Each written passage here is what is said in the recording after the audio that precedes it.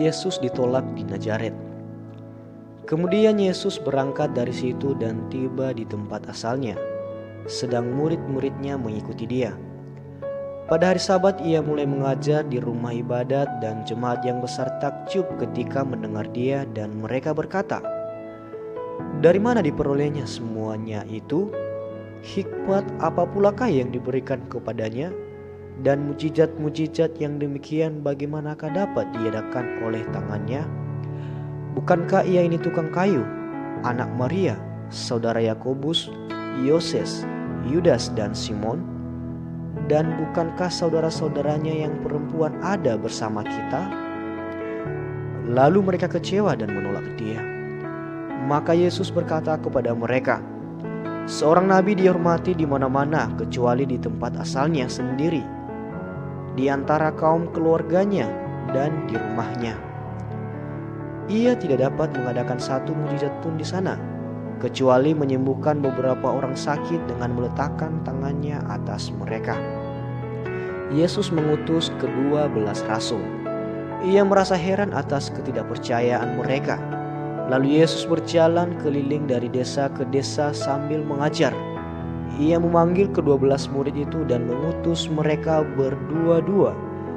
Ia memberi mereka kuasa atas roh-roh jahat dan berpesan kepada mereka supaya jangan membawa apa-apa dalam perjalanan mereka, kecuali tongkat, roti pun jangan, bekal pun jangan, uang dalam ikat pinggang pun jangan.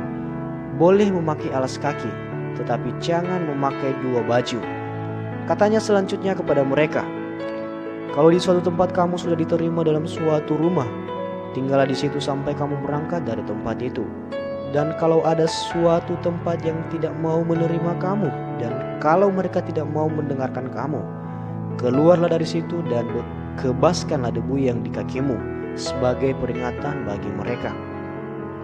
Lalu pergilah mereka memberitakan bahwa orang harus bertobat, dan mereka mengusir banyak setan dan mengoles banyak orang sakit dengan minyak dan menyembuhkan mereka. Yohanes Pembaptis dibunuh. Raja Herodes juga mendengar tentang Yesus, sebab namanya sudah terkenal, dan orang mengatakan, "Yohanes Pembaptis sudah bangkit dari antara orang mati, dan itulah sebabnya kuasa-kuasa itu bekerja di dalam dia." Yang lain mengatakan, "Dia itu Elia." Yang lain lagi mengatakan, "Dia itu seorang nabi sama seperti nabi-nabi yang dahulu."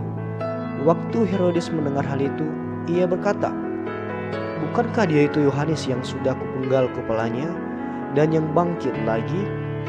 Sebab memang Herodeslah yang menyuruh orang menangkap Yohanes dan membelenggunya di penjara, berhubung dengan peristiwa Herodias, istri Filipus saudaranya, karena Herodes telah mengambilnya sebagai istri.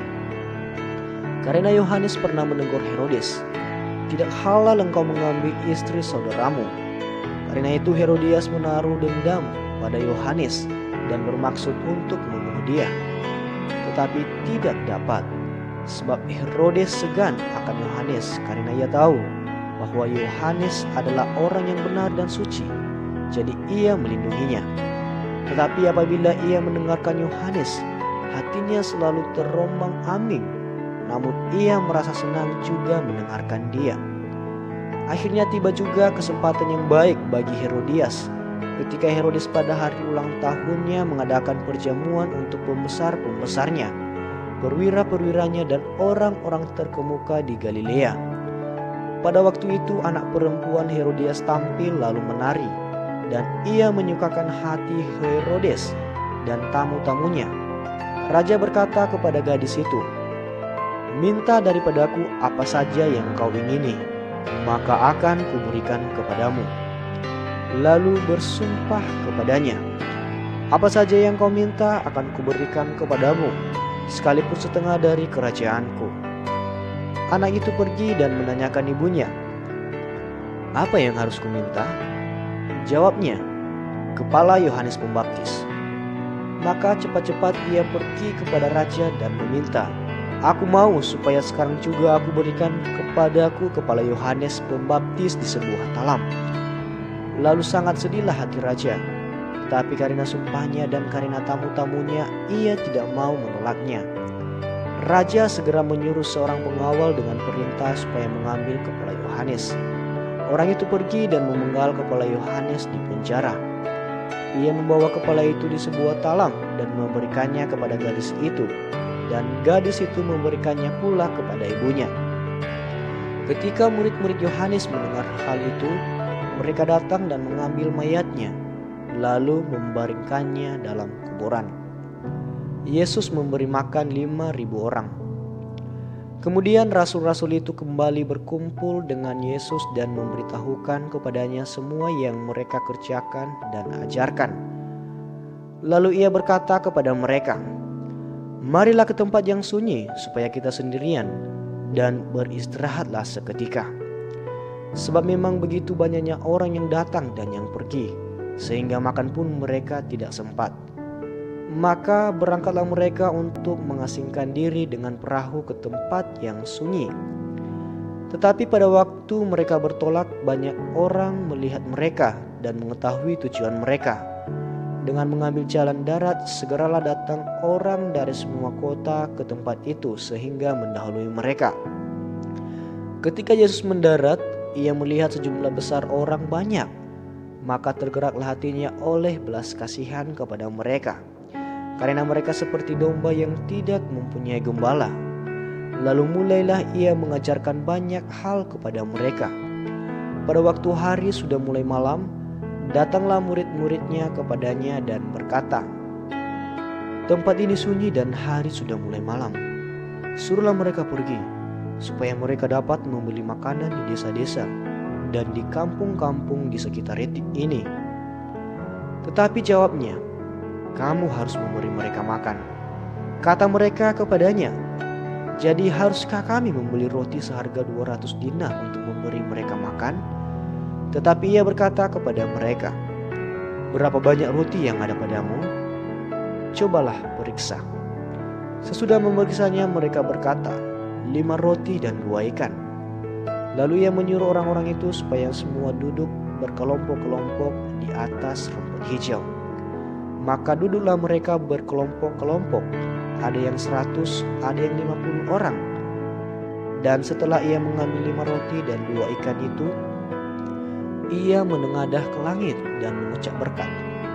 Lalu memecah-mecahkan roti itu dan memberikannya kepada murid-muridnya, supaya dibagi-bagikan kepada orang-orang itu.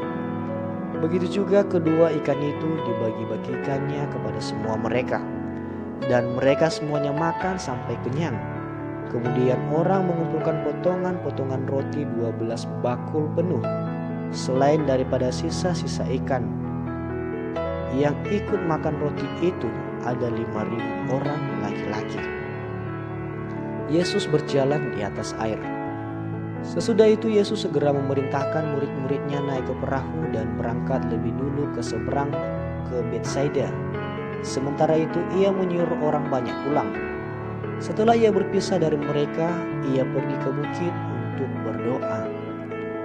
Ketika hari sudah malam, perahu itu sudah di tengah danau, sedang Yesus tinggal sendirian di darat.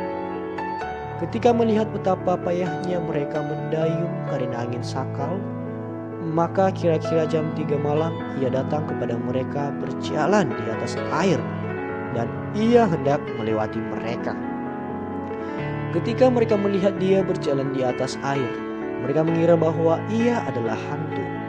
Lalu mereka berteriak-teriak, sebab mereka semua melihat dia dan mereka pun sangat terkejut.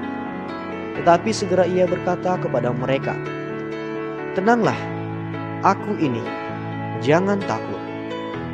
Lalu ia naik ke perahu mendapatkan mereka, dan angin pun redalah. Mereka sangat tercengang dan bingung, sebab sesudah peristiwa roti itu mereka belum juga mengerti, dan hati mereka tetap degil. Yesus menyembuhkan orang-orang sakit di Genesaret. Setibanya di seberang Yesus dan murid-muridnya mendarat di Genesaret dan berlabuh di situ.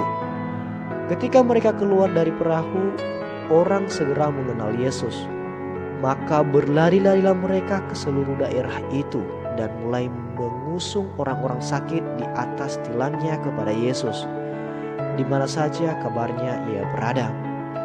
Kemanapun ia pergi, ke desa-desa, ke kota-kota, atau ke kampung-kampung, orang meletakkan orang-orang sakit di pasar dan memohon kepadanya supaya mereka diperkenankan hanya menjamah jubahnya saja, dan semua orang yang menjamahnya menjadi sembuh.